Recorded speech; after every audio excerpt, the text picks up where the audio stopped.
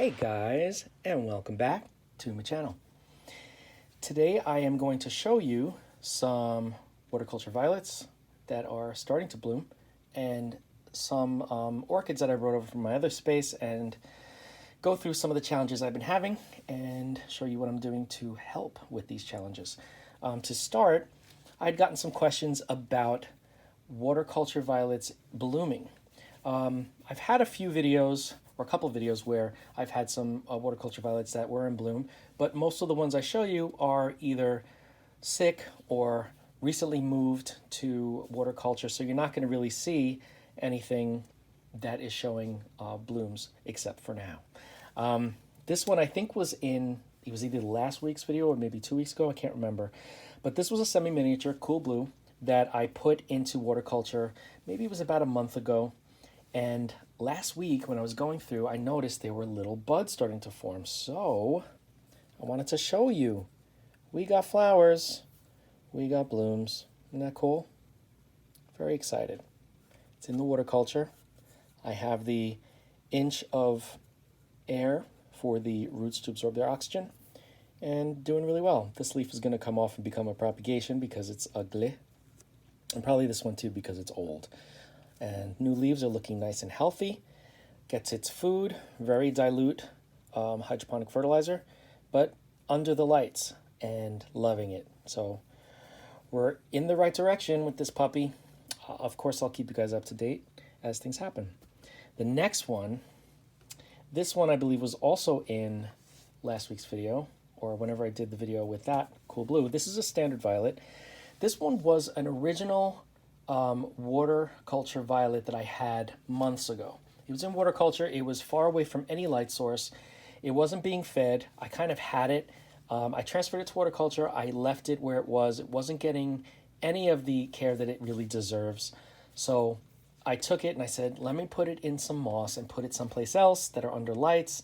Of course, sphagnum moss dries out pretty quickly. So I kept having to water it when it was wilting. It was not doing well. I said, this isn't fair. I'm going to put you back into waterculture because I know you were at least stable in waterculture. So put it back in waterculture, and no new roots yet, but these roots were originally waterculture roots. So maybe they have a memory, of waterculture and how to function because it never wilted. And what I did notice, I put it under lights too. It was under nice bright grow lights. And what I noticed is we have one bloom spike starting, 2, 3, and 4. So I have 4 spikes preparing to bloom. And again, this one was in waterculture for a few months. I'd say maybe 3 months, just waterculture. Didn't do anything, didn't have lights, didn't have food, just had water. Moved it to the sphagnum moss, suffered. I didn't water it enough. It was all my fault. Put it back into waterculture, and it's saying, thank goodness. So this plant is doing well. I'm so excited. Very exciting. And as this blooms in waterculture, you will see it because I will make a video as soon as these guys pop out. I'm so excited. Very cool. All right, next up, we have the first orchid. Okay, now this baby, this was a keiki, I believe, that I had taken off of another phal. It's a mini phal, but it was a keiki off a mini phal.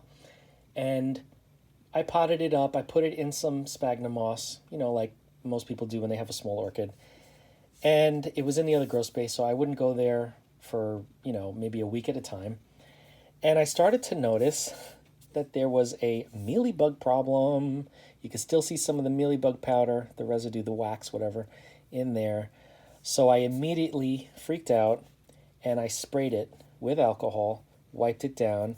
I have a firm bristle paintbrush that I use to brush and make sure that any nooks and crannies where the leaves meet the stem or where the leaves curl, they get hit with the alcohol. And I'm just going to continue to monitor this because every once in a while I'll find one pop up somewhere and I'm just like, no. So yeah, mealybug problem. Neglected, obviously, being far away from where I am, Monday through Friday at least. And no new roots. The 2 roots that are here, they're functional, but they're flimsy. I don't like how they look. You know, they're absorbing moisture for the plant. It doesn't show any signs of dehydration. The leaves are nice and firm, but I'm not happy with these roots. And it looks like the bottom of the stem is dead, so these roots are hopefully bringing up to a live portion of the plant, but I need new roots.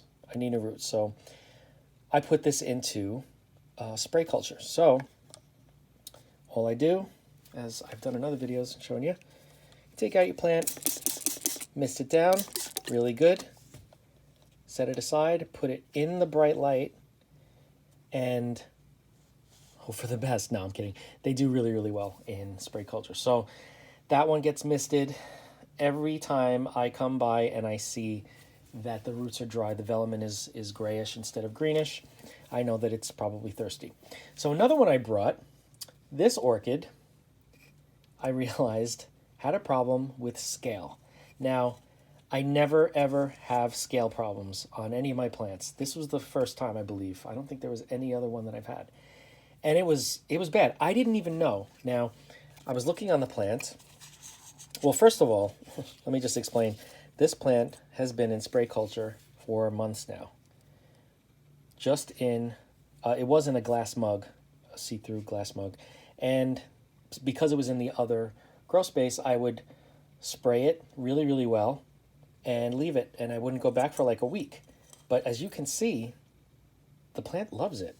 The only leaf that shows any signs of dehydration is this old leaf here, but everything else looks pretty good. This one's maybe a little bit, but even the new leaf, look at how shiny that is. Firm, shiny, happy, waiting for a new leaf to grow. But from what I put this orchid through recently, treating the scale, I can understand that it's not ready to put out a new root. But what originally happened is I took the plant out, I was going to spray it down, and I saw that there was sap. And I said, oh, happy sap, that means that's good. That's a good sign, right? Well, it wasn't where happy sap normally is. Usually you'll see it on the edges or, where the leaf edge meets the stem or wherever, different places, maybe underneath, I found it a patch on the top of the leaf and it was isolated to one patch. And I'm thinking, that's not a happy sap. I don't think that's happy sap. So I lifted up the leaf that was above it and I saw a little line of scale insects, one after the other, boom, boom, boom, boom. So of course I freaked out. I brought it right to the sink. I got some dish soap and I massaged the dish soap into the leaves, into the crown, into the stem. I avoided the roots because I don't want them to lose their ability to absorb anything. So I just kept them away from the soap, but I really, really washed it good, rinsed it off as good as I could, put it back into the vessel and then sprayed alcohol, because that is my go-to for everything else. So I figured, hey, if I, freak them out and they kind of are scurrying away from the soap, let me get them with some alcohol. So I did. So far, so good. I haven't found any new ones, but I'm paranoid. Any little discoloration I see, I'm like, oh God, is that a scale? And it's not. It's just a discoloration on the leaf. So anyway, the main reason why I want to show you this is not because of the scale, although that is kind of helpful if you ever do get scale insects. I definitely recommend soap and water. Really let it sit for a little while because it suffocates them. They start to move, they can't breathe. Then you rinse them off, nice warm water, rinse everything really, really well so you don't have any soap left on the leaves. And then I top it off. This is just what I do. I top it off with the alcohol spray to just make sure. It's like insurance for me. So so that's how I handle that. But the main reason why I brought this orchid to show you guys is because of the spray culture. These roots are phenomenal. You could see where the old roots were. This one's kind of mushy. I'm not going to remove it yet because the tip still looks like it's alive. The middle section, not so much. But this most likely will not rot because the wet-dry cycle is so quick with spray culture. It's not sitting in water for too long. So I'm not really worried about that. It has a lot of new root tips that are growing. And I also have a new root starting here. So this plant is happy with the culture, unhappy with the scale. But hopefully we got the scale under control. And like I did before, I just spray down the roots, even the new little root, give him some water, put him in the vessel, and send him on his way. Ta-da! So that's that one. Last but certainly not least, I have another Phalaenopsis orchid that I brought over that is in a kokedama of sphagnum moss, and it's in a glass vessel. And as you can see, the roots are loving it because they get the light and they keep the moisture. You know, the vessel keeps moisture in there. I can't even pull this out now because it's so tight. I'm gonna have to though, because I don't want to have to smash the glass to get it out. So I'll do that off camera, of course.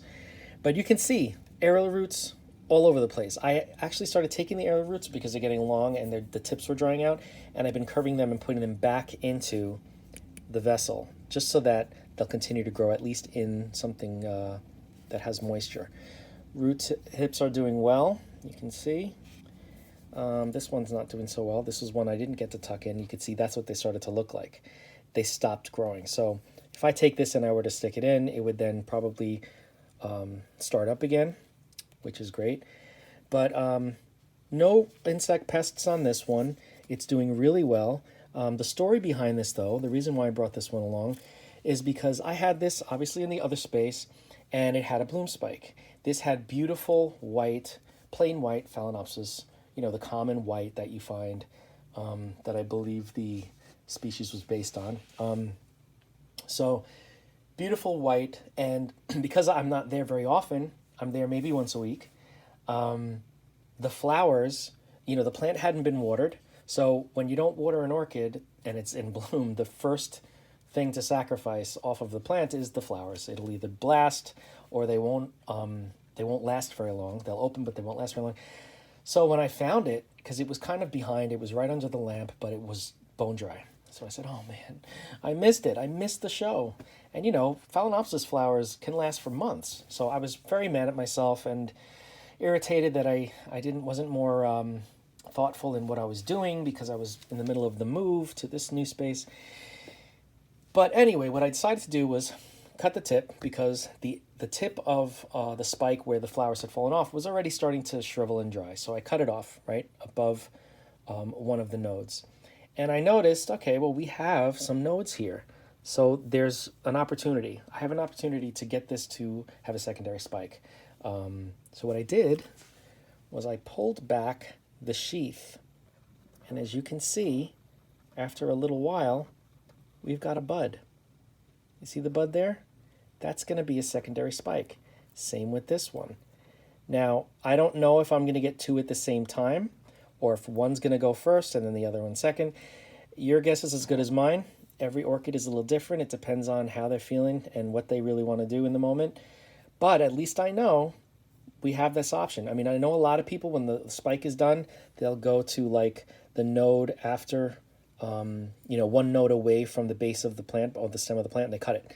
And they're like, yeah, no, we got to get rid of it and it'll get a new one. Well, guess what? You don't have to. If you have some healthy nodes and just cut off anything that's unhealthy, you know, well above the nodes so you don't get any infection in there or anything, and peel back the sheath so the little bud gets some light, well, it starts to develop. So I'm very excited about that. And as this one blooms, I will do another video so you can see it as well. So, so yeah, that is it for this video. This plant is really healthy. Look at this. I got to take it out of here. I got to put in something else. Something a little bigger. It's time. Anyway, thanks so much for watching. If you're a new subscriber, thank you so much for subscribing. There's going to be plenty of videos and fun experiments because I love to do experiments with plants. If you've seen any of the other videos, you know that already.